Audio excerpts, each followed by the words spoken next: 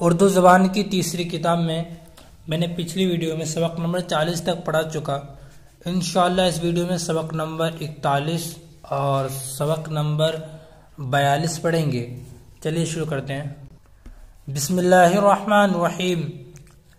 تندرستی جسم اور دماغ کے کاموں کا ٹھیک طور پر ہونا صحت اور تندرستی ہے۔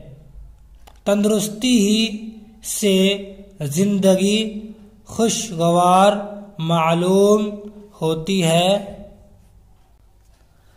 تنگ دستی اگر نہ ہو سالک، تندرستی ہزار نعمت ہے۔ بہت سی آفتیں انسان کے پیچھے لگی ہوئی ہے جن سے تندرستی میں خلل پڑتا ہے، لیکن ان میں سے اکثر ایسی ہے جن سے بچنا انسان کے اختیار میں ہے، بشرطے کہ وہ اپنی عقل و تمیز کو کام میں لائیں، قدرتی قاعدوں کو سمجھے اور ان پر عمل کرے۔ ہوا، پانی، غذا، لباس، موسم، زمین، مکان اور ورزش یہ ایسی ضروری چیزیں ہیں جن کے وسیلے سے تندرستی قائم رہتی ہے۔ جہاں ان میں خلل پڑا، تندرستی میں فتور آیا۔ ابھی معنی پڑھیں گے۔ صحت کا معنی ہے تندرستی، ورزش مطلب جسمانی محنت، خوشگوار یعنی اچھی، تنگ دستی مطلب ہے مفلسی یا غریبی۔ ٹھیک ہے، اب یہ سبق نمبر 42 پڑھیں گے۔ ہوا سب سے زیادہ ضروری چیز ہے۔ دم بھر نہ ملے تو دم ہوا ہو جائے، اسی لیے قدرت نے اس کو ایسا بنایا ہے کہ ہم کو بے تردد ہر جگہ اور ہر وقت مل سکتی ہے۔ یہ قدرتی قاعدہ ہے کہ آدمیوں اور جانوروں کے سانس لینے سے، آگ یا چراغ کے جلنے سے، گھاس پات یا مردار کے سڑنے سے اور ہر قسم کی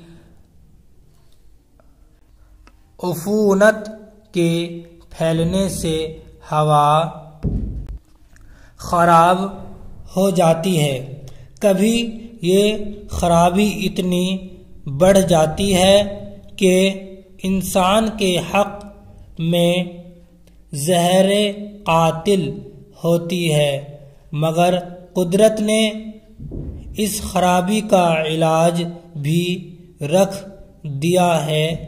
جب تازہ ہوا کے جھونکے چلتے ہیں تو خراب ہوا کو اڑا لے جاتے ہیں، اس طرح اس کا نقص دور ہو جاتا ہے۔ پس ہوا کے چلنے اور بدلنے کے راستے کو ہرگز نہ روکنا چاہیے۔ درختوں سے بھی ہوا صاف ہوتی ہے۔ جو ناقص ہوا آدمیوں کے لیے مضر ہے وہ ان کے لیے مفید ہے۔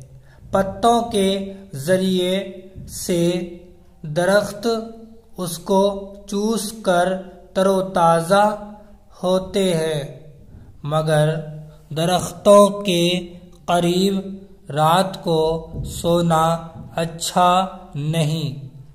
اس وقت وہ ہوا ان میں سے نکلتی ہے جو انسان کے لیے مضر ہے۔